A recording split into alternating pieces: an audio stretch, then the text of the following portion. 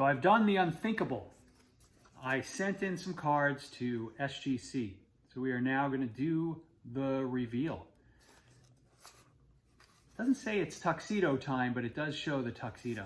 All right, so SGC lowered its prices. I had a bunch of old vintage cards, that vintage baseball that I wanted to get graded, that I was okay sending to SGC. And then, you know, to make it more economically feasible, if you will, I added in some additional cards, right? Mostly baseball. And this is going to be a blind reveal because unlike with PSA, like for some reason I was able to withstand the urge to look at these grades. So let's start here. This is a 1950 something Harmon Killebrew rookie, 1955 tops. Now this card has it has a great history, right? I think my dad bought this way back when, and I had it in a plastic semi-rigid holder on my wall, sitting on two like push pin thumbtacks. And we had a cleaning lady named Rosario that would come by and, you know, clean the house every now and then. And she knocked over this card. And instead of actually putting it back on top of the push pins, I don't know if you can see, she actually just jammed it, tacked it right up to the wall. So I was horrified when I came home for this. I'm expecting, I think, right, this makes that an automatic 1. I don't know. It's maybe a 1 or an authentic is where I am going.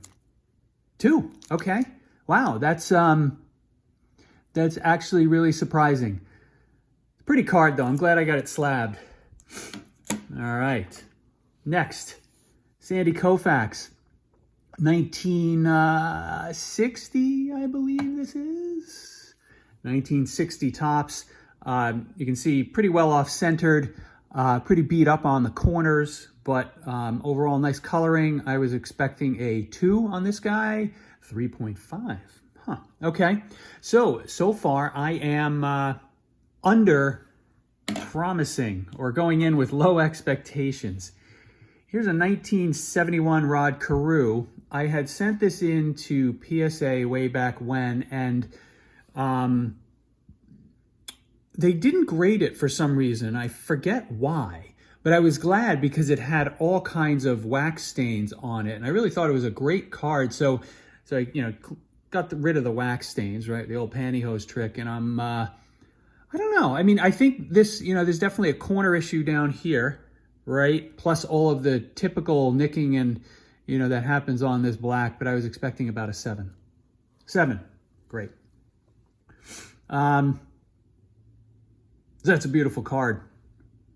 Pretty well centered, very nice. Here is a Reginald Martinez Jackson, 1974. He's, you know, in his Oakland A's uniform. This guy is, I mean, it's beautifully centered. You know, the corners are relatively decent. There's, I don't know if that mark was, you see that mark there? That was, it's a little curious. I was expecting about a 7 on this guy. 7.5. All right. Nice card there. Hey, Brooks Robinson, 1976 tops. This one I pulled from one of those holiday packs. I bought one of those holiday rack packs for like 15 bucks because it had somebody on the top, and I pulled this out of it, and it was in really beautiful shape. I'm thinking an 8? 8, okay. It's a pretty cool card. Rest in peace, Brooks Robinson. And the price point on the, whenever I go through like a grading order, I run across like 15 Frank Thomas 1990 Tops rookies. And I have a bunch that I look at and I'm like, I think they're 10s. Well,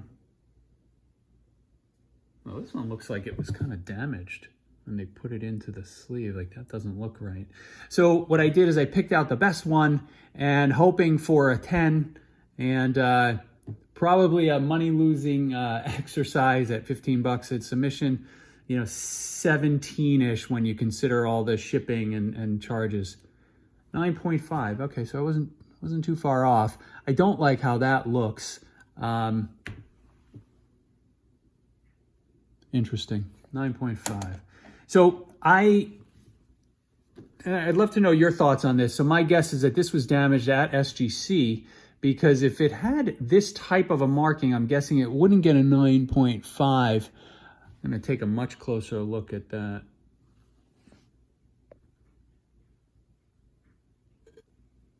Not impressed, SGC. Okay, now we're on to a couple of vintage basketball cards, 1971-72 Topps Wes Unseld. I was thinking these would come back. I say these. I have two more basketball cards. I'm looking for 8s in these. I mean, these are pretty big. Ooh, a 9. Very nice. Anytime you get a 9 on a 1971 card, that's pretty impressive. This is a really nice example. The back's off a little bit, but as we've seen, or as I've seen, the off-centering on the back doesn't really penalize you that much, whether it's SGC or PSA. Here's an Elvin Hayes. You got to love that pink background.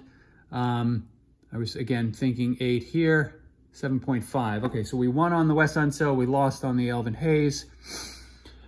Almost looks like there's a little oil mark there. Huh. Okay. 7.5. And last, but certainly not least, Pete Maravich, 1978. I love these cards. The design of these cards is Pistol Pete. He was second team All-Star, and this year when on the New Orleans Jazz, hoping for an 8 here, 8.5. Okay. So overall, I think grade-wise did pretty well. I'm a little concerned about that Frank Thomas damage. I'm calling it damage. I don't know.